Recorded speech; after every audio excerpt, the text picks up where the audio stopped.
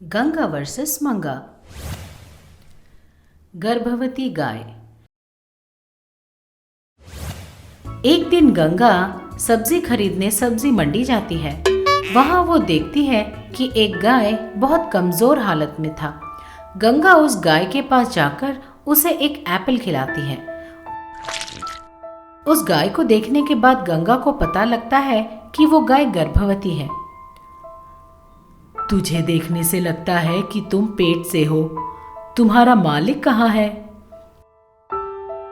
तब वो गाय अपना सर हिलाते हुए इशारा करके कुछ बताने की कोशिश करती है। ये देखकर गंगा अपने हाथों से कोई जादू करती है जिससे वो गाय बोलने लगती है।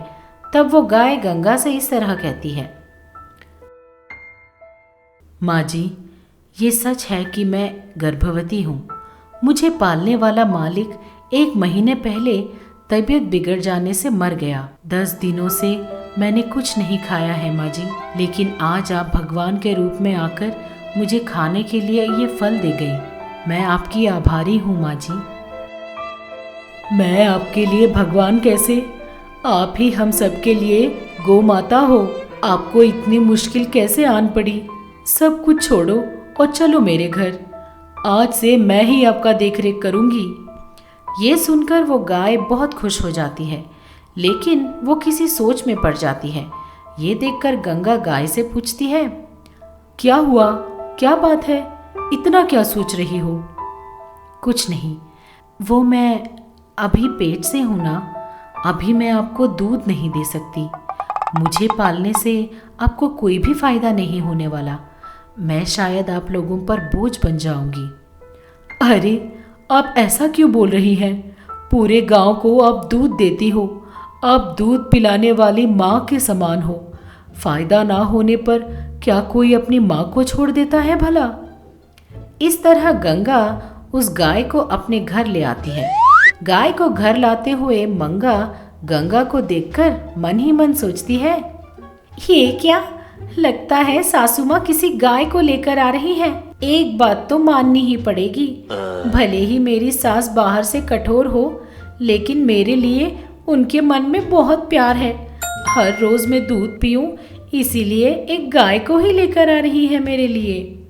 गंगा उस गाय को लेकर पशुशाला में बांध देती है और वो मंगा को बुलाकर उसे सारी बात बताती है। तेरी समझ में आया ना?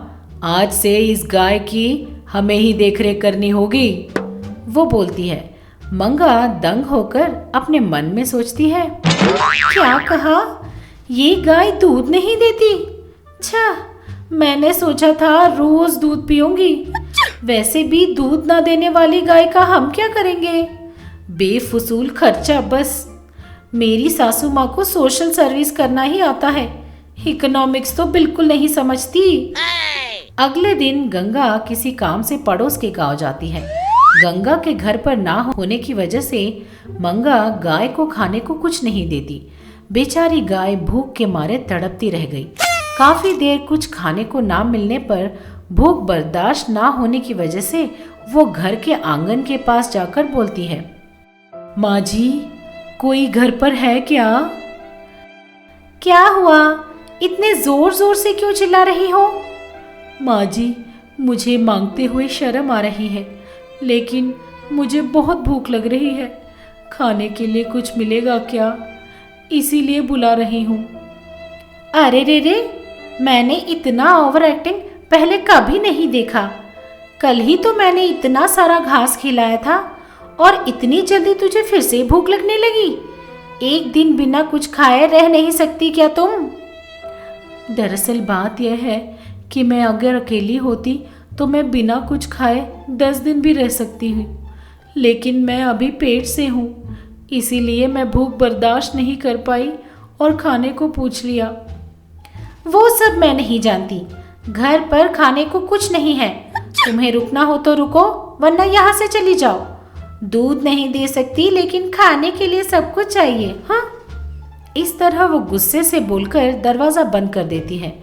अगले दिन गंगा घर वापस लौटती है। घर पर गाय को ना देखकर वो मंगा को पूछती है। तब मंगा, पता नहीं सासू माँ, मैं नहीं जानती। गंगा को मंगा पर शक होता है और वो तुरंत अपने पुराने अटैची में से मैजिकल ग्लोब निकालकर सारी बात जान लेती है। मंगा की करतूत पर गंगा को बहुत गुस्सा आता है। वो मंगा को सबक सिखाने की ठान लेती है। अपने जादू से मंगा को एक माया लोक में भेज देती है। अरे ये क्या? लगता है मेरी सासू माँ को सब कुछ पता चल गया है कि उस गाय को मैंने ही घर से निकाला था। शायद इसीलिए वो अपने जादू से ये सब कुछ कर रही है। इस तरह वो मन में सोच रही थी कि उसके सामने एक गाय अपने दोनों पैरों पर मनुष्य की तरह चलते हुए वहां आ रहा था। वो गाय एक बड़ा सा डंडा लेकर मंगा की तरफ ही बढ़ रहा था। तब मंगा डर के मारे बोलती है, तुम कौन हो और वो डंडा लेकर यहाँ क्यों आ रही हो? मैं तुम्हारी मालकिन हूँ। अगर तुमने ठीक से काम नहीं किया तो मैं इस डंडे से तुझे मारूंगी। आप तो शांति मूर्ति है ना, हमें कुछ नहीं करती है ना आप? वो सब तुम्हारी दुनिया में, इस दुनिया में हम तुम्हारे मालिक हैं। ऐसा बोलकर वो गाय मंगा से गोबर उठवाती है और बहुत सारा काम करवाती है। मंगा जब भी थक कर बैठ जाती थी, वो गाय पीछे से आकर उसे डंडे से मारती है। अरे बाप रे, मार मार कर छोड़ रही है। आओ! ये क्या, बस इतनी मार भी नहीं सह सकती तुम? ऐसी नौटंकी मैंने आज से पहले कभी नहीं देखी। बहुत हो गया नाटक, अब चलो काम करो। इस तरह उसे मारते हुए उठाती है। अरे इतने जोर जोर से क्यों मार रही हो? मैंने बोला ना मुझे दर्द हो रहा है। तेरी समझ में नहीं आता क्या पागल? क्या तूने मुझे पागल कहा? तू आज गई काम से, देख लेना आज मैं तुझे अपने हाथों से मार दूंगी। हे भगवान, लगता है आज ये मेरी जान लेकर ही छोड़ेगी। इस तरह वो चिल्लाते हुए भागती है। रुक, अरे रुक, तू एक कौड़ी के काम नहीं आती। आज मैं तुझे मार डालूंगी। क्या? अगर कोई फायदा नहीं तो क्या जान ले लोगी तुम? तुम नहीं जानती कि जीवों की हिंसा करना पाप है? ऐसा चिल्लाते हुए वो भागने लगती है। दौड़ते दौड़ते उसका पैर फिसल जाता है और वो गिर जाती है। तब वो गाय मंगा के पास आकर, अब आई ना तू हाथ में, ऐसा बोलकर वो गंगा को मारने वाली होती है। वो गाय कहीं उसे मार ना दे, इसीलिए मंगा जोर से, सासू माँ मुझे बचाइए, सासू माँ मैं सुधर गई हूँ, सासू माँ। इस तरह वो बोलती है। तब मंगा के पलक झपकते ही गंगा वहां प्रत्यक्ष हो जाती है। वो तुरंत गंगा के पैर पकड़कर रोते हुए बोलती है, सॉरी सासू माँ, मुझसे गलती हो गई, मुझे माफ कर दीजिए। मैं फिर कभी ऐसी गलती नहीं करूँगी। प्लीज सासू माँ मुझे बचा लीजिए। अगर तुम चाहती हो कि मैं तुझे माफ कर दूं, तो तुम तुरंत जाकर जिस गाय को तूने घर से बाहर निकाल दिया था ना, उसे ढूंढकर वापस किसी भी तरह अपने घर लाना होगा। वो बोलती है। ये बात सुनकर मंगा तुरंत दौड़ते हुए उस गाय को ढूंढकर उससे माफी मांगकर घर ले आती है। उस दिन से मंगा बड़े प्यार से उस गाय की देखभाल करती रहती है।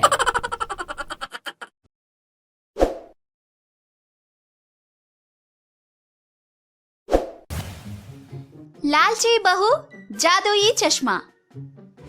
एक दिन गंगा चश्मा लगाकर स्टाइल से घर आ रही थी।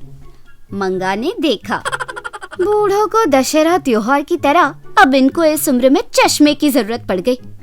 उसने मन ही मन सोचा और फिर सासू माँ से जाकर कहा, ये चश्मे लगाकर अब बिल्कुल पुराने जमाने की हीरोइन लग रही हो सासू माँ, जरा संभल कर। सिनेमा वाले देखेंगे तो सिनेमा में आपको काम देने के लिए एक दूसरे से लड़ेंगे जरूर। कहकर प्रशंसा करने लगी। मंगा की मन में सोची हुई बात गंगा समझ गई। हाँ हाँ, मुझे सब समझ में आता है, बुढ़ी के लिए दशहरा का त्योहार। ये सुनकर मंगा को आश्चर्य होता है। वह मन में सोचती है, ये क्या? मेरे मन में सोची हुई बात सासू माँ को कैसे पता चली? अरे हाँ, मुझे सब कुछ पता चल जाता है।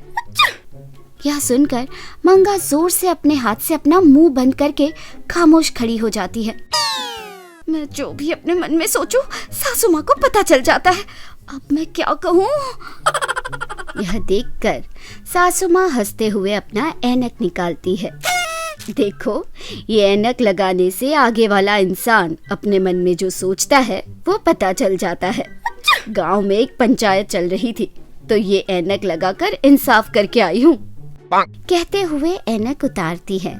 लो इसे, और इस ऐनक को मेरे बक्से में रख कर आओ। जाओ। कहते हुए बहू को ऐनक देती है। उस ऐनक के बारे में पता चलने से मंगा ने उसे एक बार इस्तेमाल करना चाहा और अंदर जाकर उस ऐनक को लगाकर खिड़की से गंगा की ओर देखने लगी। तब गंगा ने जो भी अपने मन में कहा, मंगा को सुनाई दिया। इस तरह उसने ऐनक लगाई था कि तभी सासू माँ की चिल्लाने की आवाज आई।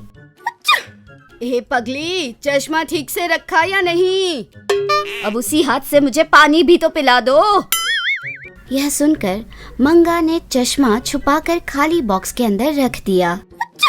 हाँ, आई सासू माँ, कहते हुए पानी लेकर आती है। अब जैसा आपने कहा था, उस ऐनक और डब्बे को मैंने उस बक्से में रख दिया सासू माँ। दूसरे दिन मंगा पास वाले गांव गई। उस ऐनक के जरिए आगे वाले इंसान की मन की बात जानकर सलाह देने लगी।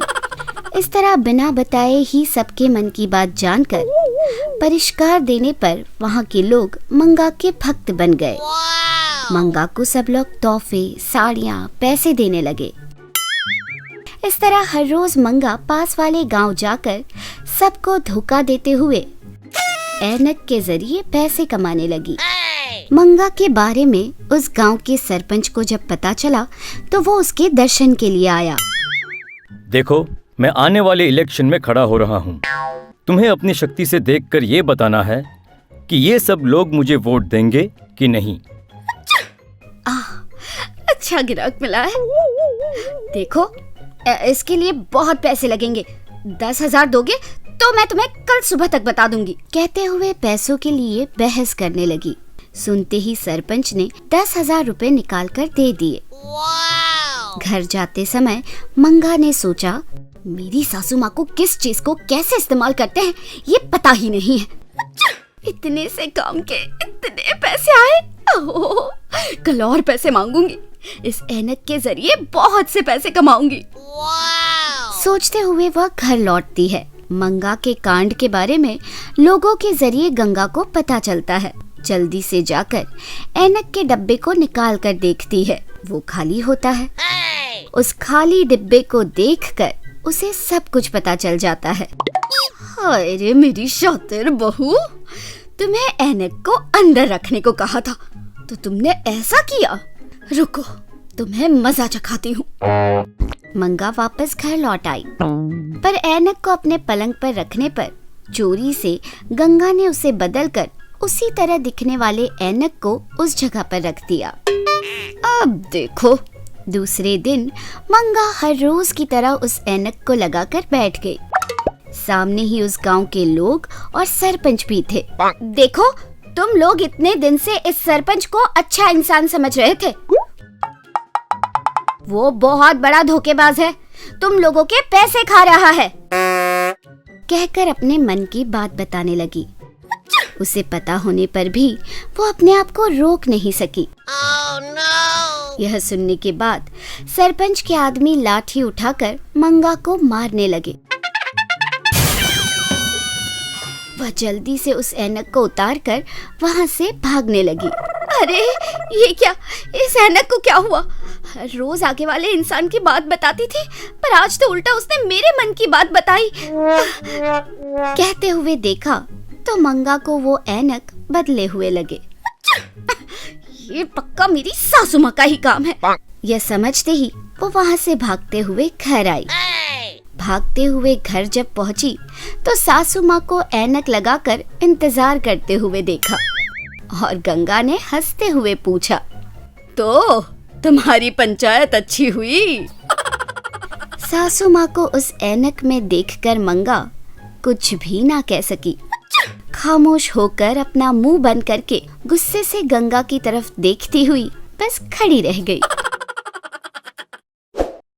हमें यकीन है कि इस एपिसोड ने भी आपको खूब हंसाया होगा। तो देर किस बात की, बजाओ घंटी और करो सब्सक्राइब। आप गंगा के फैन हो या मंगा के, ये जरूर बताना।